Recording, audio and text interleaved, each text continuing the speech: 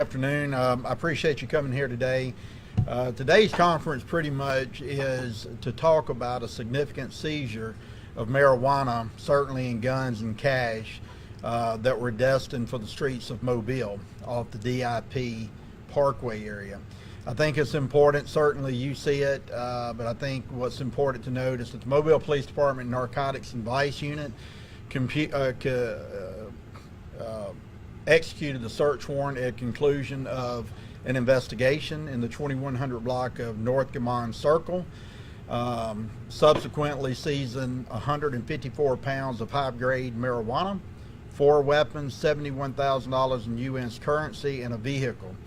I believe there were 8 individuals that were subsequently arrested as a result of the investigation, certainly the search warrant. It was a phenomenal job by our Narcotics and Vice Unit, certainly for all of those that participated. And out of the 8, I believe 6 will be charged with trafficking marijuana. If I may take a little liberty, you know, a lot of people say, well, marijuana is a non-offensive drug or non-intrusive drug, it's non-violent drug.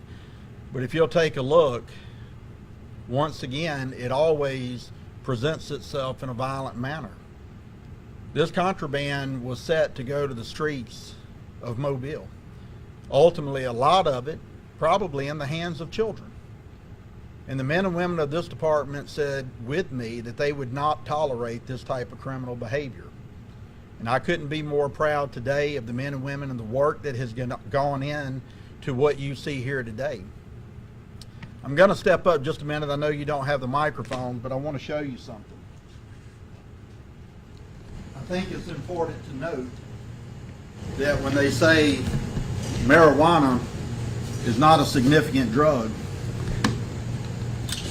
this is the type of garbage that comes with it. This is the type of garbage that ends up on our streets that lends itself to the very violence that we see, especially with our youth today.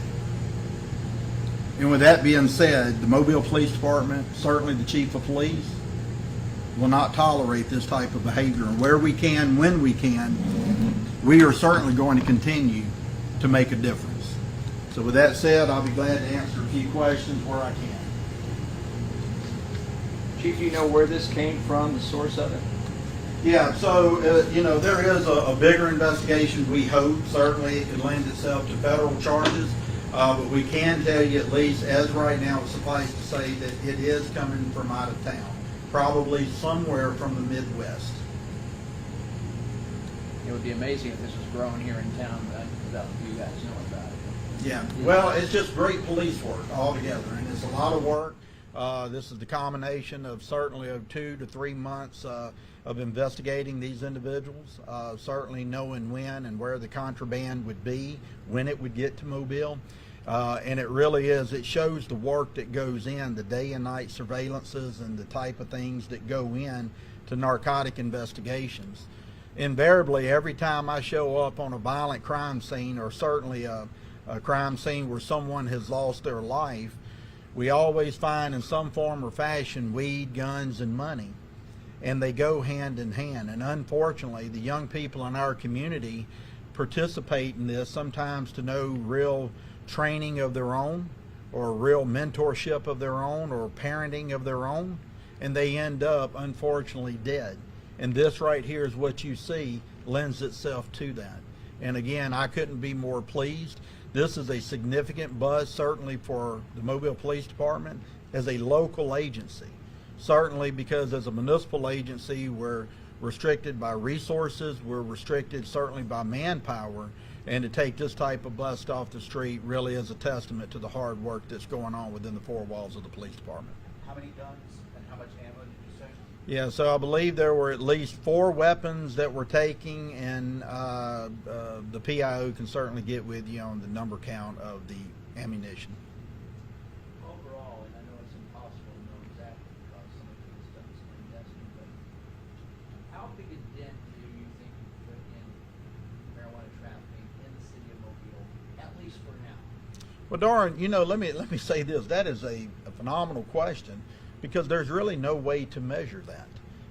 You know, certainly our federal partners, the DEA, may have some type of idea with that. My argument is this is a significant blow to this particular crime organization in the DIP area around Gammon Circle. But as a whole, probably little to none. All right, well, listen, thank you for the opportunity to speak with you about this today. Certainly take your pictures, and if you have questions subsequent to the interview, feel free to reach out to Ms. Frazier. Thank you. Have a good evening.